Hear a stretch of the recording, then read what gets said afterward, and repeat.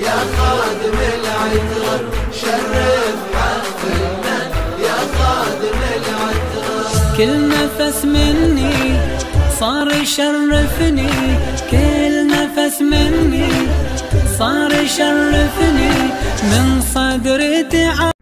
بسم الله الرحمن الرحیم. اللهم صل علی محمد وآل محمد وبه نستعین وصلی اللہ علی محمد وآلہ الطیبین الطاہرین المعصومین. السلام علیکم ورحمۃ اللہ وبرکاتہ.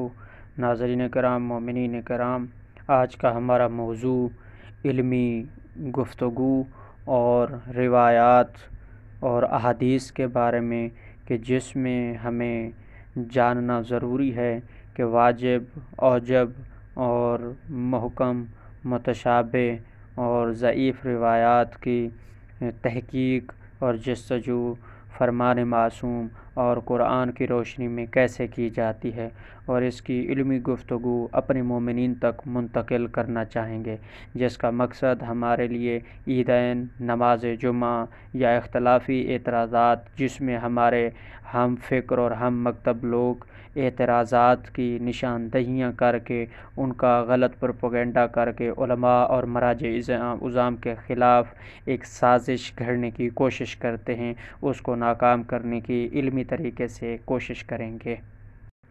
آج کا ہمارا پہلا سوال کہ نماز عید کے بارے میں واضح معصوم کے فرمان ہیں کہ نماز عید فقط امام معصوم کے ساتھ ہوتی ہے، اور اگر امام معصوم نہیں تو نماز ہی نہیں۔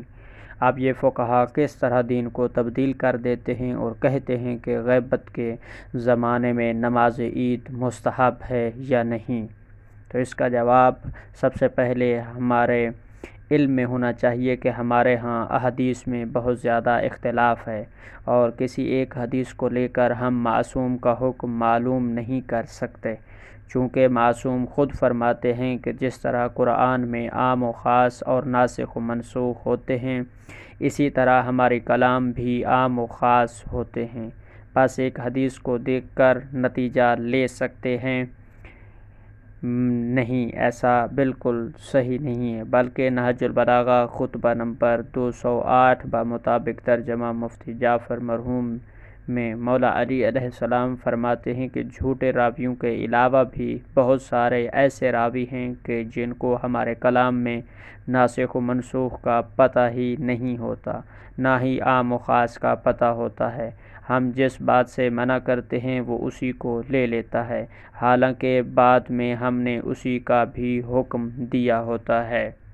اور 3 قسم کے راویوں کو مولا نے ریجیکٹ فرما دیا، اور فرمایا کہ فقط ایک قسم راویوں کی ایسی ہے جنہیں یہ مکمل علم ہوتا ہے کہ ہمارے کلام کا محکم کیا ہے، عام و خاص کیا ہے، اور ہم نے یہ بات کس محل پر کی ہے۔ بس مولا کے اس کلام کے مطابق ہم سمجھ سکتے ہیں کہ جس طرح ہر قاری قرآن اور ہر صحابی معتبر نہیں، اسی طرح ہر روایت کرنے والا راوی بھی معتبر نہیں۔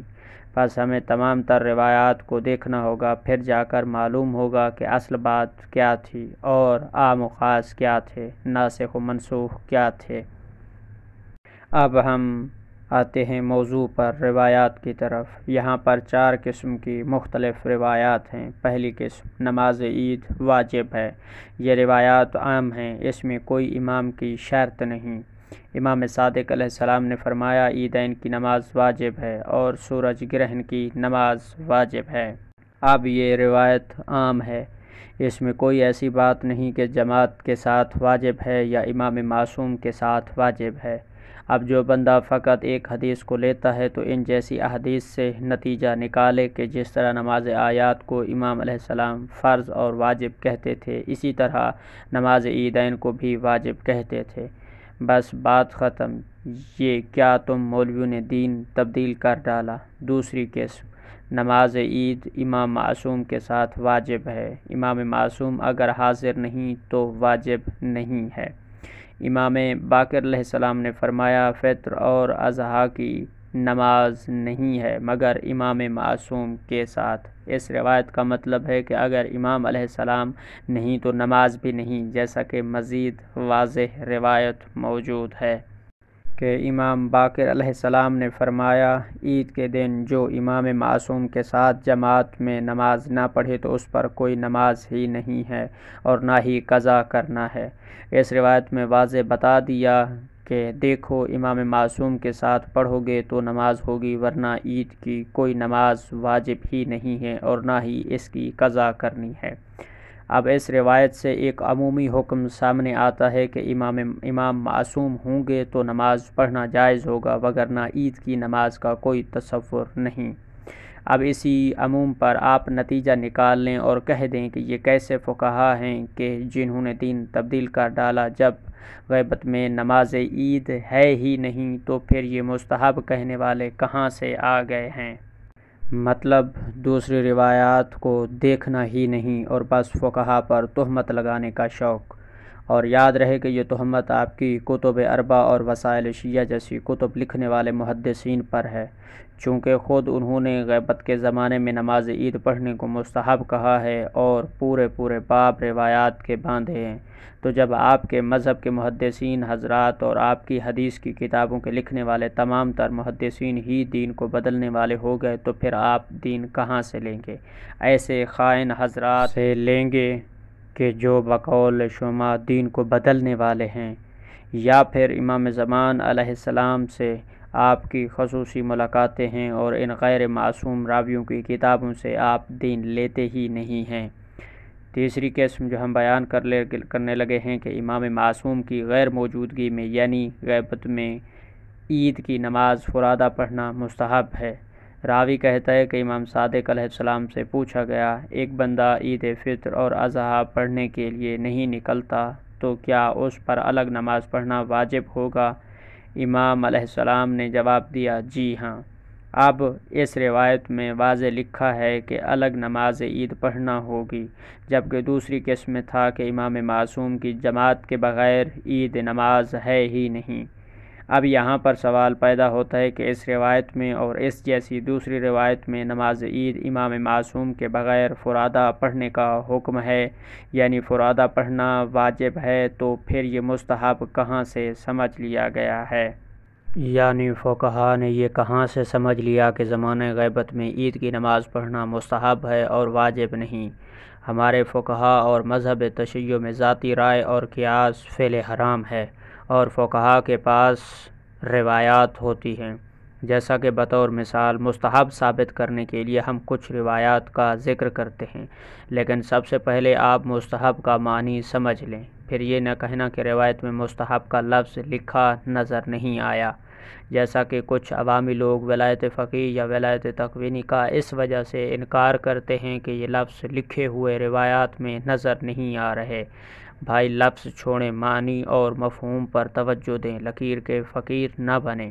مستحب کا معنی جس کا حکم ہو اور پھر چھوڑنے کی اجازت بھی ہو، جیسے نماز شب پڑھنے کا حکم ہے لیکن چھوڑنے کی اجازت بھی ہے، بس یہ مستحب ہو جائے گا، اور اگر چھوڑنے کی اجازت نہ ہو تو واجب ہو جائے گا، جیسے نماز فجر کا حکم ہے اور چھوڑنے کی اجازت نہیں تو اس لیے واجب ہے۔ مستحب کو ثابت کرنے کے لیے دلیل روایات کو جمع کرنا ہے، جیسا کہ شیخ طوسی الاستبصار میں لکھتے ہیں۔ ان روایات سے ہم استحباب سمجھیں گے چونکہ یہ نماز امام علیہ السلام کے ساتھ واجب تھی اور اب انفرادی میں سنت مؤکدہ ہو گئی۔ وضاحت یعنی جب روایات کی پہلی قسم کو دیکھا کہ امام فرما رہے ہیں کہ امام معصوم کی جماعت میں یہ نماز ہوگی ورنہ نماز ہی نہیں ہوگی، تو اس قسم کی روایات میں امام علیہ السلام نماز کے فرض ہونے کی نفی کر رہے ہیں، یعنی اگر امام معصوم کی جماعت نہیں ہوگی تو نماز فرض ہی نہیں ہوگی۔ اور جب تیسری قسم کی روایات میں امام علیہ السلام نے فرمایا کہ اگر امام معصوم کے ساتھ نماز نہیں پڑھتے تو فرادہ پڑھو، یعنی فرادہ پڑھنا فرض نہیں، جیسا کہ پہلی قسم کی روایات میں بتلا چکے، بلکہ مستحب ہے، یعنی اگر چاہو تو چھوڑ بھی سکتے ہو، جیسا کہ شیخ طوسی فرماتے ہیں کہ اس مستحب والے معنی کو یہ روایت بھی بتلاتی ہے۔ امام صادق علیہ السلام نے فرمایا، عیدین کی نماز نہیں مگر امام معصوم کے ساتھ، اور اگر تم الگ پڑھنا چاہو تو کوئی حرج نہیں ہے۔ اب یہ جو لفظ ہے کہ جس کا مطلب ہے یعنی کوئی حرج نہیں، عربی زبان میں واضح طور پر بتلاتا ہے کہ اس کام کا کرنا واجب نہیں ہے، اگر واجب ہوتا ہے تو فرماتے کہ تم نماز عید فرادہ پڑھو، یہ نہ فرماتے کہ حرج نہیں کہ تم فرادہ پڑھ لو۔ بس یہاں تک ثابت ہوا کہ روایات معصومین علیہم السلام کے مطابق خود غیبت کے زمانہ میں نماز عید پڑھنا جائز ہے بلکہ مستحب ہے۔ چوتھی قسم جس کے بارے میں تفصیلاً بتا رہے ہیں کہ امام معصوم کی غیر موجودگی میں یعنی غیبت میں عید کی جماعت کے ساتھ پڑھنا جائز ہے۔ ابھی تک جو روایات ذکر کی ہیں ان سے یہ ثابت ہو گیا کہ امام معصوم کی غیر موجودگی میں عید کی نماز پڑھنا مستحب ہے، لیکن فرادہ نہ کہ جماعت کے ساتھ۔ تو اب سوال یہ ہے کہ کیا نماز عید کو کوئی غیر معصوم امام جماعت پڑھا سکتا ہے اور لوگ جماعت کے ساتھ پڑھیں یا نہ؟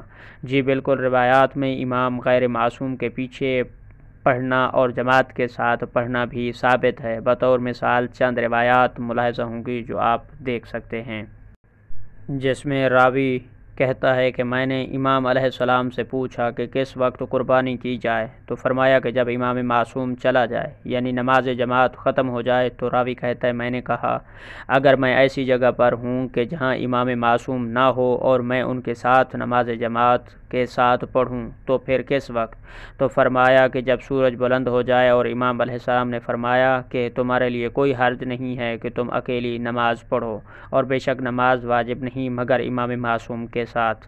اب اس روایت میں واضح دیکھ سکتے ہیں کہ وہ بندہ ایسی جگہ کے بارے میں سوال کر رہا ہے کہ جہاں امام معصوم جماعت کرانے والے نہ ہوں اور وہ غیر معصوم امام کے پیچھے نماز عید پڑھ رہا ہو، تو امام علیہ السلام نے اسے منع نہیں فرمایا کہ تمہاری غیر معصوم کے پیچھے نماز ہی درست نہیں، بلکہ اتنا فرما دیا کہ اگر فرادہ پڑھ لو تو بھی کوئی حرج نہیں ہے۔ مطلب واضح ہے کہ غیر معصوم کے پیچھے نماز پڑھنے سے نہیں روکا گیا، بلکہ امام صادق علیہ السلام کی واضح روایت بھی ہے کہ نماز عید کو جس طرح تم فرادہ پڑھ سکتے ہو اسی طرح جماعت کے ساتھ بھی پڑھ سکتے ہو۔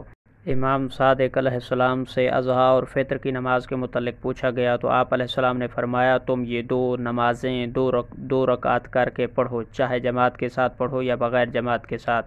پس ان روایات سے واضح ہو گیا کہ غیبت کے زمانے میں جس طرح عید کی نماز فرادہ پڑھنا مستحب ہے اسی طرح جماعت کے ساتھ پڑھنا بھی درست ہے۔ اب آپ ان روایات کو مانیں یا ان کا انکار کریں یا ان کی تشریح اور تفسیر الگ طرح کی کریں، یہ آپ کا مسئلہ ہے، اور انسانی شعور کا یہی کہنا ہے کہ جس طرح نیم حکیم خطرہ برائے جان ہوتا ہے اسی طرح نیم ملا خطرہ برائے دین ہوتا ہے۔ لہٰذا خود سے نیم ملا بننے کی بجائے اہل تقوی و اہل علم فقہا کی طرف رجوع کریں، اور فقہا کے درمیان اختلاف کی صورت میں جو زیادہ عالم ہے یعنی حدیث فہمی کی زیادہ معرفت رکھنے والے کی طرف رجوع کریں۔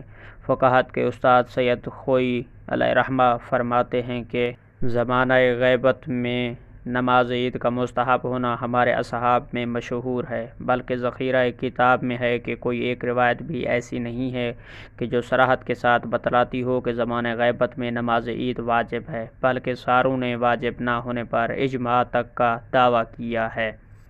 خدا ہم سب مومنین کو آپس میں اتحاد و اتفاق عطا فرمائے اور اپنے اختلافی مسائل کو علمی انداز اور خوش اسلوبی سے حل کرنے کی توفیق دے۔ اللہم صلی علی محمد و آل محمد۔ اور ایک اہم ضروری بات، ان جیسے فقہی مسائل میں میرا مقصد روایات سے ممکنہ اور آسان فہم استدلال کو بیان کرنا ہوتا ہے، مقصد فقہا کے استدلال کو بیان کرنا نہیں ہوتا۔ فقہا کا استدلال دقیق اور مشکل ہوتا ہے، جس میں سند اور کتب اور نسخوں کی بحث شامل ہوتی ہے۔ میرا مقصد فقط یہ واضح کرنا ہے کہ فقہا پر قیاس اور ظن اور ذاتی رائے جیسے گناہ کبیرہ کی تہمت لگانا غلط ہے، اور فقیہ کے پاس روایات ہوتی ہیں جن سے وہ استدلال کرتا ہے۔ والسلام علیکم ورحمۃ اللہ۔